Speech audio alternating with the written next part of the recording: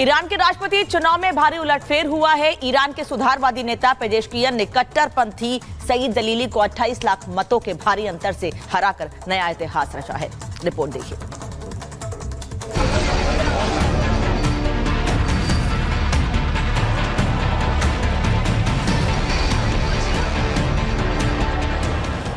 वैश्विक राजनीति, कूटनीति और क्षेत्रीय स्थिरता के लिहाज से अहम जिन दो चुनावों पर पूरी दुनिया की नजरें टिकी थी, उनमें से एक ब्रिटेन था, जहां सरकार विरोधी लहर के चलते 14 साल बाद ऐतिहासिक सत्ता परिवर्तन देखने को मिला।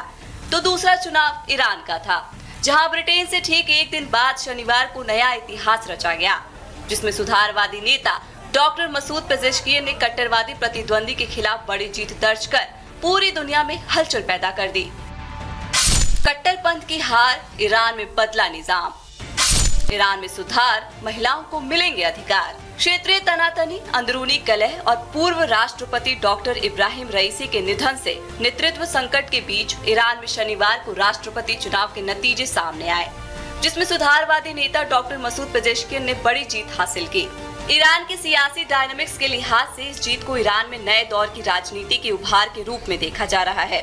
ऐसा इसलिए कि सुधारवादी पेजेश्कियन ने कट्टरवादी रुख रखने वाले नेता सईद जलीली को बड़े अंतर से शिकस्त दी। चुनाव नतीजों के मुताबिक डॉक्टर मसूद पेजेश्कियन को 53% वोट मिले, जबकि जलीली को 44% वोट मिले। पेजेश्कियन को जलीली से करीब 30 लाख ज्यादा वोट मिले। इसी जीत के साथ ही डॉक्टर मसूद पेजेश्कियन ईरान के नवे राष्ट्रपति के रूप में चुने गए। ईरान के नए राष्ट्रपति डॉक्टर मसूद पेजेश्कियन की बात करें तो वे एक बेहद साधारण पृष्ठभूमि से आते हैं, जिन्हें प्रशासन का भी अच्छा अनुभव है। 69 साल के डॉक्टर मसूद पेजेश्कियन पेशे से एक कार्डियक सर्जन हैं, जिनका साल 1954 में ईरान के महाबाद में जन्म हुआ। साल 1997 में पहली बार राजनीति में कदम रखा। राष्ट्रपति खातमी के कार्यकाल में वे उप स्वास्थ्य मंत्री रहे। साल 2001 से 2005 तक ईरान के स्वास्थ्य मंत्री रहे। पेजेश्कियन साल 2016 से 2020 तक डिप्टी स्पीकर भी रहे। डॉक्टर मसूद पेजेश्कियन 5 बार के सांसद भी हैं। प्रगतिवादी सोच की वकालत करते हैं और कट्टरता के खिलाफ आवाज उठाते रहे हैं। इस्लामिक देश में किसी लड़की को उसके हिजाब के लिए गिरफ्तार करना और फिर उसके शव को उसके परिवार को ना सौंपना, ये स्वीकार नहीं किया जा सकता है।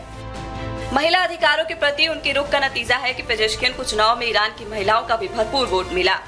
वहीं ईरान में महिला अधिकारों के प्रति उदार और पश्चिमी देशों संग भी रिश्ते सुधारने की वकालत करने वाले मसूद पेजेश्कियन की जीत पर विशेषज्ञों ने भी उम्मीदें जताई हैं। देखिए, प्रेसिडेंट मसूद की विक्ट्री से बिल्कुल चांस ये दिखता है कि ईरान के अंदर जो कट्टरता की हवा हावी हो रखी है वो कुछ तो कम होगी।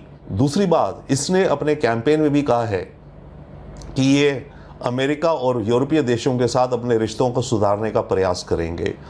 ये कहते हैं कि ईरान के हालात अभी ऐसे हैं कि हम एक ब्लॉक में फंस गए हैं, हम एक गड्ढे में फंस गए हैं।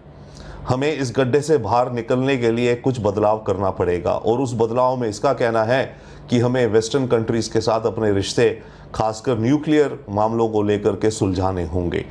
तो ये तो एक डेफिनेटली कुछ पॉजिटिव साइन है, पर बात ये कि कितनी अपनी पॉलिसीज़ को आगे ले जा पाएंगे। ईरान में राष्ट्रपति चुनाव ऐसे वक्त पर हुए जब गाजा में इजरायल